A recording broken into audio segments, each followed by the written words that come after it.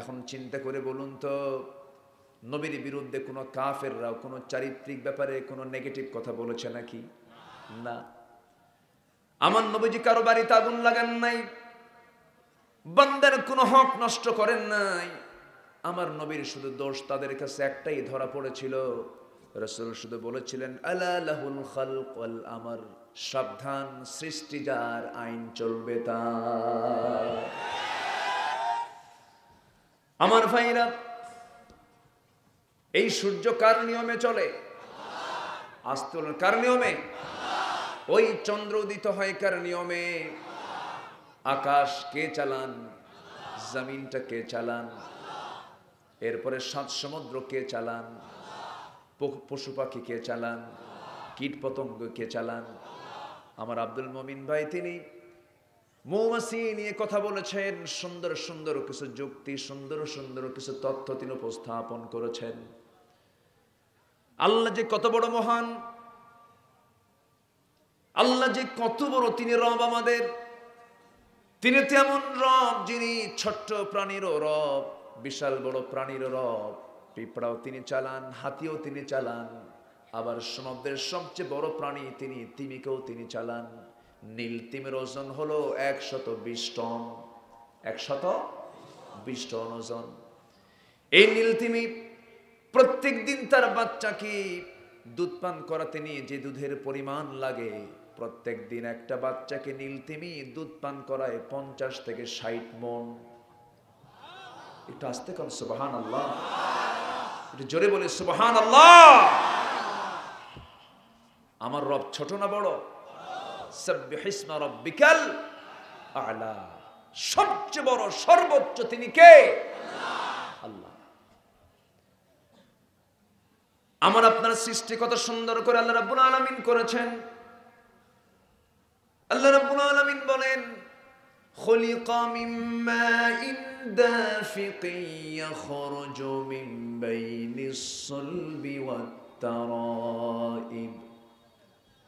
আমি মানুষকে সৃষ্টি করেছি প্রবল বেগে, প্রবল বেগে নিঃসরিত পানি থেকে আমি মানুষকে সৃষ্টি করেছি, যা পুরুষের পৃষ্ঠদেশ থেকে এবং নারীর বক্ষদেশ থেকে বহির্গমন হয়, বের হয়ে আসে। পৃষ্ঠদেশকে রিসার্চ করতে গিয়ে বর্তমান মেডিকেল সায়েন্স বলতেছি, এই যে পৃষ্ঠদেশ থেকে যে পানিটা বের করেছেন আল্লাহ রাব্বুল আলামিন সৃষ্টির জন্য পুরুষের, এই পৃষ্ঠদেশ আমরা তো লক্ষ্য করি অন্ডকোষটা গোপন অঙ্গের সঙ্গে লাগানো, কিন্তু অন্ডকোষটা কিন্তু মূলত ছিল পিঠের দিকেই ছিল, মূলত এটা পিঠেই ছিল।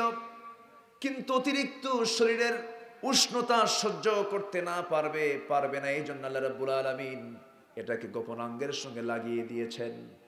এমব্রায়োলজি ব্রণতত্ত্ব প্রমাণ করছে, কোরআন সহি কথা বলেছে 1500 বছর আগে মূলত পুরুষের যে স্পার্মটা বের হয় পুরুষের পৃষ্ঠদেশ থেকে। জোরে বলি সুবহানাল্লাহ। এমন সুন্দর তার সৃষ্টি পদ্ধতি,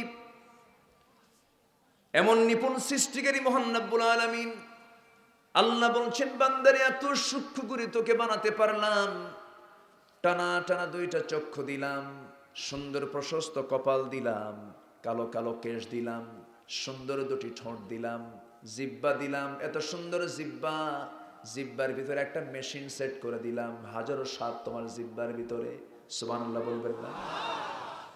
বান্দা তুমি যখন খেতে বসো, ছোট মাছের স্বাদ একরকম, বড় মাছের স্বাদ একরকম, পাখির স্বাদ একরকম, কবুতরের স্বাদ একরকম, গরুর স্বাদ একরকম, খাসির স্বাদ একরকম, মাছের স্বাদ একরকম, ইলিশ মাছ স্বাদ একরকম, বল মাছের স্বাদ আর একরকম, লটকা ফিশের স্বাদ একরকম। হাজারো ফল আমি তোমার জন্য বানিয়ে দিয়েছি, জিহ্বা মাত্র দিয়েছি একটা, এমন একটা মেশিন দিয়েছি। হাজারো ফল, হাজারো খাবার যখন জিহ্বার উপরে আসে তোমার ব্রেনে এটা জানিয়ে দেয় এটাই খাবার, এটাই খাবার। এই স্বাদগুলো তোমার মেশিনের মধ্যে আমি তোমার জিহ্বার মধ্যে এই মেশিনটা সেট করে দিয়েছি। বান্দা যখন খাবে বিসমিল্লাহ বলবে, যখন শেষ হবে তখন আলহামদুলিল্লাহ বলবে, সমস্ত বরকত আমি তোমার উপরে নাজিল করে দেব। জোরে বলি সুবহানাল্লাহ। আমার ভাইরা, কিন্তু আল্লাহ বলছেন, বান্দা আমি কসম খাচ্ছি, সময়ের কালের কসম খাচ্ছি। সময়ের কসম কে খাচ্ছেন? সময়ের কসম কে খাচ্ছেন? আল্লাহ। ওয়াল আসর, সময়ের কসম কেন? এই পৃথিবীতে সবচেয়ে মূল্যবান জিনিস হলো টাইম। সময় যখন চলে যায় সেই সময় কি আর ফিরে আসে নাকি? আজকের যে 26 তারিখ, এই যে চলে গেল, আর কি কোনোদিন ফিরে পাবো নাকি? আর ফিরে পাবো না। এই যে কথা শুনতেছি আমি, এই যে কথা বলতেছি আমি, আর এই সুযোগ আর জীবনে আসবে না। আগামীকালকে বাঁচবো কিনা তাও জানি না।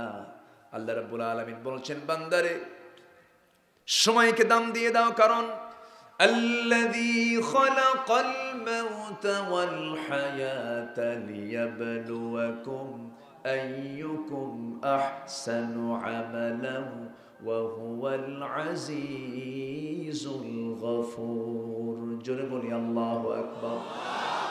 তিনি সেই মহান সত্তা, যিনি মৃত্যু এবং জীবন সৃষ্টি করেছেন যেন তিনি বুঝে নিতে পারেন তোমাদের ভিতরে কোন কোন বান্দাগুলো ভালো আমল করে যেতে পারে।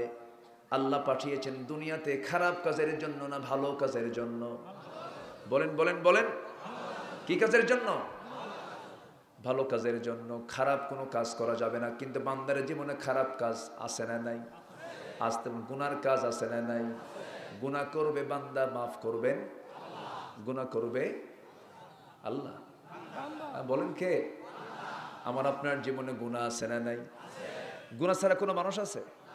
লাউ লাম তুযনিবু লাযাহাবা আল্লাহু বিকুম ওয়া লাজাআ বিকওমিন ইউযনিবুন। তোমাদের ভিতরে তোমরা যদি গুনাহ না করো, আমি তোমাদের ভিতর থেকে তোমাদেরকে এই দুনিয়া থেকে বের করে দেব, মিটাইয়া দেব। এমন একটা জাতি পাঠাবো যারা গুনাহ করবে আর আমার কাছে মাফ চাবে, ফায়াগফিরা লাহুম, আমি আল্লাহ তাদেরকে মাফ করে দেব। তাহলে গুনাহ করবো আজকে থেকে নাকি?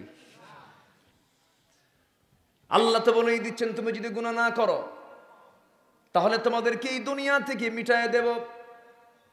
একটা শ্রেণী পৃথিবীতে এনে হাজির করব, যারা গুনাহ করবে, চোখের পানি ফেলে ফেলে কাঁদবে, আমি তাকে মাফ করে দেব। অর্থাৎ প্রমাণ হয়ে গেল বান্দার জীবনে গুনাহ হবে, কিন্তু চোখের পানি ফেলে মাফ চাবে কার কাছে?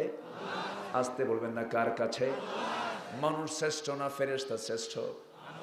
বলেন বলেন। মানুষ। মানুষের শ্রেষ্ঠত্ব বেশি, কারণ ফেরেশতার ভিতরে কামনা বাসনা নাই, বিবেক বুদ্ধি আছে। আবার যত প্রাণী পৃথিবীতে আছে সমস্ত প্রাণীর ভিতরে কামনা বাসনা আছে, কিন্তু বিবেক বুদ্ধি নাই। আর আল্লাহ রাব্বুল আলামিন মানুষকে সৃষ্টি করেছেন যার মধ্যে কামনা বাসনাও আছে, বিবেক বুদ্ধিও আছে। যদি বিবেক বুদ্ধি খাটায়া কোরআন হাদিসকে সামনে রেখে যদি কামনা বাসনাকে নিয়ন্ত্রণ করে চলে, বৈধ পন্থায় চলে, সেই ফেরেশতার চাইতে শ্রেষ্ঠ হয়ে যায়। জোরে বলি সুবহানাল্লাহ। এই শ্রেষ্ঠত্ব বজায় রাখতে হবে, হিংসা বর্জন করতে হবে, উদারতা চিত্তে সবকিছু মেনে নিতে হবে। দুঃখ লাগে আমার দেশ আবাদ হয়, হিংসার আবাদ না মানবতার আবাদ? বলেন বলেন বলেন। হিংসা। একজন একটু ভালো চলে, আরেকজন দেখতে পারে না। একজন একটু উন্নতির দিকে যাচ্ছে, আরেকজন শুধু ওর কেমনে অবনতি হয় ঠ্যাং ধরে টানে, কিন্তু আল্লাহ তার কান ধরে উপরে উঠায়। ঠিক কিনা? হিংসা করলে, যার হিংসা করবা তার কোনো ক্ষতি হবে না, ক্ষতি হবে তোমার নিজের। সম্মানিত ভাইয়েরা, সম্মানিত বন্ধুগণ, শয়তান তো সর্বক্ষণ লেগেই থাকে। শয়তানের কাজ তো আমার আপনার ঈমানকে নষ্ট করে ফেলা। আপনি শিক্ষক, আপনি শিক্ষা দেন, শয়তান আপনার শিক্ষাকে বন্ধ করার জন্য, শিক্ষাদানকে বন্ধ করার জন্য আপনার ছাত্রের মুখ থেকে বের করবে শিক্ষক তো অজ্ঞ, বোকা, ওই শিক্ষক তো কিচ্ছু বোঝে না, যেন শিক্ষক ক্ষেপে ওঠে। কিন্তু না, শিক্ষক ভাববে তখন এটা শয়তানের কুমন্ত্রণা, আমার শিক্ষার কাজ আমাকে চালাতেই হবে। সুবহানাল্লাহ। দানবীর দান করে, কাউকে দিয়েছে কিছু, কিন্তু যে দান পেয়েছে সে আবার তার বিরুদ্ধে কথা বলে, এতে তো দানবীরের তো একটু মন খারাপ হওয়ারই কথা। কিন্তু দানবীরকে ভাবতে হবে না, আমি তাকে দিয়েছি কার জন্য? কার জন্য? অতএব সে আমার বিরুদ্ধে যতই বলুক না কেন, আমার দান করা বন্ধ করা যাবে না। সম্মানিত ভাইয়েরা, নিজের আত্মীয় স্বজন, শত্রুতা আছে না নেই বলেন তো? শয়তান লেগে দেয় আত্মীয়কে, তুই ওর বিরুদ্ধে শত্রুতা কর, যেন সেজন আত্মীয়ের হক না আদায় করতে পারে। আমাকে ভাবতে হবে এটা শয়তানের ওয়াসওয়াসা না, আমার আত্মীয়, সে আমার শত্রুতা করলেও আমি তাকে আত্মীয়তার বন্ধনে আবদ্ধ করে রাখবো।